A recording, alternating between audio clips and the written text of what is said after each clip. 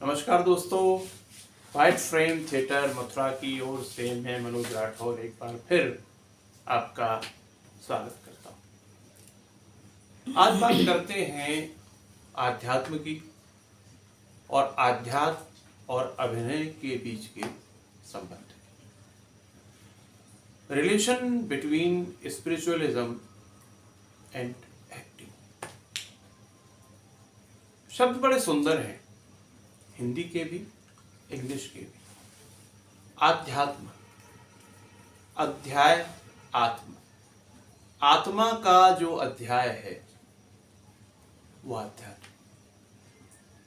English का spiritualism, spirit, भावना, भावना की गहराई का जो अनुभव है, जो डेप्थ ऑफ फीलिंग है, वो स्पिरिचुअलिज्म। आध्यात्म क्या है? बहुत सी परिभाषाएं दी जा सकती हैं। सिंपली हमारे अंदर हमें एक खास तरह का अनुभव होता है, एक ऐसा अनुभव जहां विचार बिल्कुल खत्म हो जाते हैं, थॉट बिल्कुल खत्म हो जाते हैं, थॉट रहता ही नहीं, रह जाता है केवल वही अनुभव। उसे शब्दों में कह नहीं सकते। संतों ने उसको समाधि कहा है, एनलाइटनमेंट कहा है। उस अनुभव तक पहुंचना जहां थॉट खत्म हो जाए और केवल एक स्पेशल एक्सपीरियंस रह जाए, उसे कोई भी शब्द दे लें, संतों ने समाधि कहा, एनलाइटनमेंट कहा, वो आध्यात्म है। अब उस आध्यात्म तक पहुंचने का जो प्रोसीजर है, उस खास तरह के इंटरनल एक्सपीरियंस को अचीव करने का जो मेथड है, उसको हम कहते हैं मेडिटेशन, ध्यान। अब ध्यान की बहुत सारी विधियां हैं। 116 मेडिटेशन मेथड्स ओशो ने बताए हैं। उनमें बुद्ध की विधियां भी हैं, महावीर की विधियां भी हैं, हमारे संतों की, ऋषि मुनियों की जो है विधियां भी हैं, बहुत सारी हैं। और जैसा कि मैंने आपको पहले भी बताया था कि आशा चंद्रा जी का जो इंस्टीट्यूट था, तो आशा चंद्रा जी ओशो की 5 ध्यान की विधियां अपने एक्टिंग कोर्स में कराती थी। और एनएसटी और राडा सभी जगह ध्यान कराया जाता है, but I am not sure कि एग्जैक्टली वहाँ ओशो के ध्यान की वो 5 विधियाँ कराई जाती हैं या नहीं, लेकिन आशा चंद्रा जी के इंस्टीट्यूट का मुझे पता है। तो उसमें नाद ब्रह्म है, डायनामिक है, विपस्सना है, कुंडलिनी है। तो एक थोड़ा मिस हो रहा है, भी याद आ जाएगा। अब सिंपल वे में हम समझते हैं ध्यान। तो ध्यान की पहली विधि और आखिरी विधि, जिसे हम कहें अल्टीमेट मेथड ऑफ मेडिटेशन, वो है साइलेंस, मौन। ओशो ने जिसको कहा साइलेंट सिटिंग। अब ये मैं बैठा हूं आपके सामने आंख बंद करके,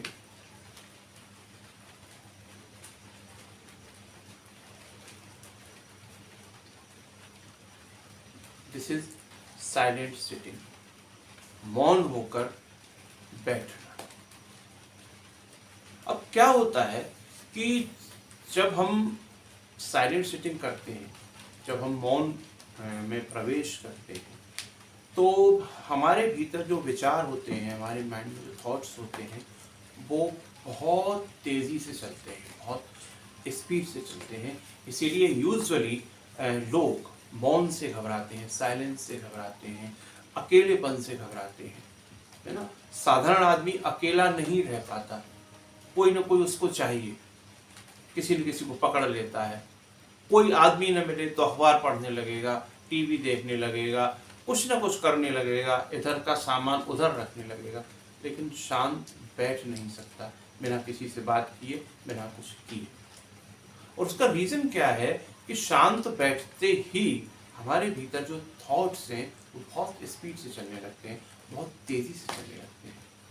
लेकिन अगर हम इस अभ्यास को धीरे धीरे बढ़ाएं, साइलेंट सिटिंग को धीरे धीरे बढ़ाएं, तो क्या होता है कि शुरुआत में विचार बहुत तेज़ी से चलते हैं, फिर धीरे धीरे धीरे धीरे थॉट्स की जो स्पीड है वो कम होती जाती है, कम होती जाती है, कम होती जाती है और कम होती जाती है, और एक लेवल पर वो स्पीड, वो थॉट्स पूरी तरह से ख़त्म हो जाते हैं। और जहाँ थॉट्स पूरी तरह ख़त्म हो जाते हैं, उसके बाद जो अनुभव बचता है, जो फीलिंग बचती है, वो वही है जिसको संतों ने एनलाइटनमेंट कहा है, समाधि कहा है। लेकिन इस प्रक्रिया में समय लगता है। तो अल्टीमेट मेडिटेशन तो साइलेंस है, मौन है। आप चाहे पहाड़ों पर चले जाएं, चाहे आप जंगल में चले जाएं। क्यों हम पहाड़ों पर जाते हैं? क्यों हमारे ऋषि मुनि पहाड़ों में, तंद्राओं में बैठ कर के तपस्या करते थे? वहाँ कोई व्यक्ति है ही नहीं। अब आप समाज में रहेंगे, कोई ना कोई आपको मिलेगा, किसी किसी आप बोलोगे, बात करोगे। अब वहाँ पहाड़ में कौन आपको मिलेगा? कोई है ही नहीं। अब बर्फ से कैसे बात करोगे? प्रकृति से कैसे बात करोगे? हालांकि वो भी एक ध्यान की प्रक्रिया है, प्रकृति से बात करना, चीज़ों से बात करना, एक्टर को तो सब सीखना होता है। लेकिन अभी हम साइलेंस के लेवल पर बात कर रहे हैं। तो silence is the ultimate meditation and silence is the first and last meditation. और प्रकृति ने कोई ऐसी जो है शर्त नहीं लगाई है कि समाधि केवल कुछ गिने चुने लोगों को ही मिलेगी। समाधि किसी को भी मिल सकती है, वो आध्यात्म का गहरा अनुभव किसी को भी मिल सकता है। लेकिन संत जो होते हैं उनका स्वभाव इस तरह का होता है कि वो उसके लिए ध्यान करते हैं, साधारण आदमी इस तरह से नहीं कर पाता। अब ये हो गया हमारा, हमने अल्टीमेट मेडिटेशन की बात कर ली, साइलेंस की बात कर ली। अब दूसरे जितने भी मेथड्स हैं, दूसरी जितनी भी विधियां हैं, वो सब साइलेंस तक ले जाने के लिए है ना। जैसे आपने देखा होगा कि तबले वाला तबला बजाता है ना। तो तबला बजाने से पहले वो क्या करता है? हथौड़ी लेकर तबले को ठोक ठोक कर बार बार उसको बजाएगा, उसको सुर पे मिलाता है ना। कि लेफ्ट साइड के सुर पे मिलानी है, राइट साइड के सुर पर मिलानी है। और फिर तबले के जो सारे घर हैं वो भी जो है सुर से उतरे हुए नहीं होने चाहिए, सुर पर होने चाहिए। लेकिन फिर जब वो तबला उसका मिल गया तो फिर वो हथौड़ी अलग रख देता है। फिर हथौड़ी से तबला नहीं बजता, फिर तो तबला तो हाथ से ही बजता है। तो ऐसे ही ध्यान की, मौन को छोड़कर, साइलेंस को छोड़कर जितनी भी विधियां हैं, जितने भी मेथड्स हैं, वो सब साइलेंस तक ले जाने के लिए हैं।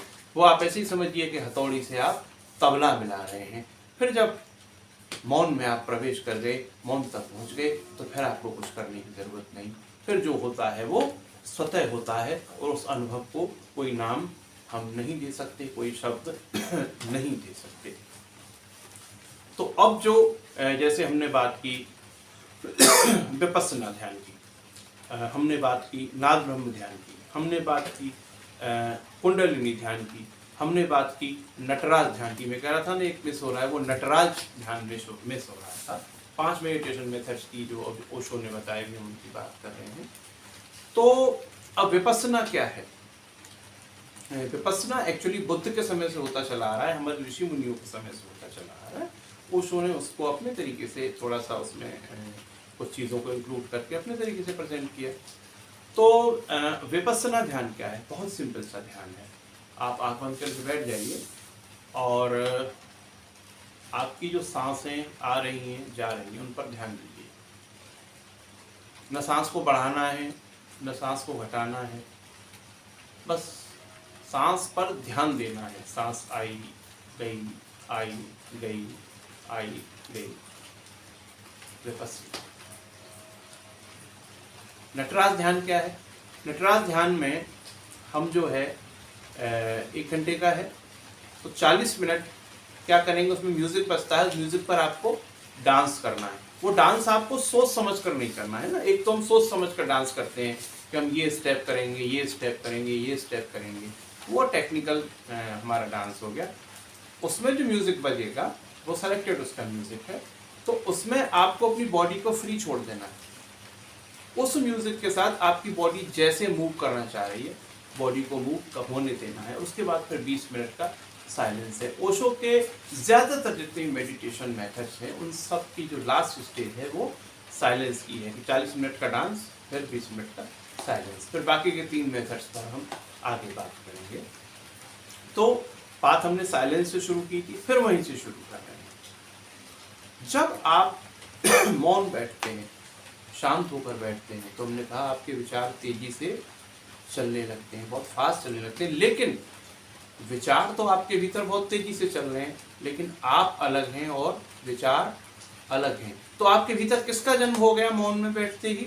आपके भीतर साक्षी का जन्म हो गया, आपके भीतर ऑब्जर्वर का जन्म हो गया।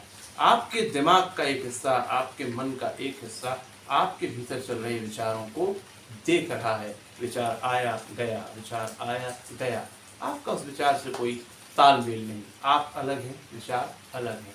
एक साक्षी आपके भीतर जन्म लेता है, एक ऑब्जर्वर आपके भीतर जन्म लेता है। और एक्टर के भीतर भी साक्षी का होना, ऑब्जर्वर का होना बहुत जरूरी है ना।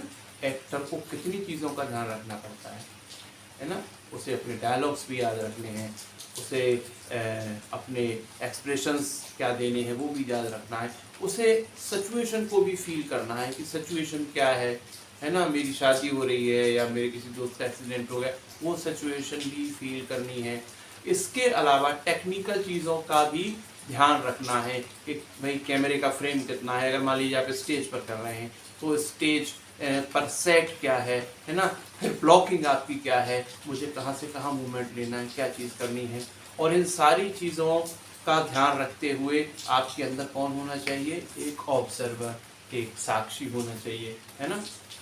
अगर वो ऑब्जर्वर नहीं होगा, सब कुछ आप करें, कितना भी नेचुरल करें, कुछ भी करें, लेकिन फिर भी आपके दिमाग का एक हिस्सा ये लगातार देखते रहना चाहिए कि आप क्या कर रहे हैं। आपको पता होना चाहिए कि मैं एक एक्टर हूँ और एक्टिंग कर रहा हूँ। अदरवाइज तो फिर कहीं अगर फाइट सीन होगा तो आप किसी के घूंसा मार ही देंगे, है ना। किसी की गर्दन दबाने का सीन होगा तो आप गर्दन दबा ही देंगे। तो क्या होता है मेडिटेशन से?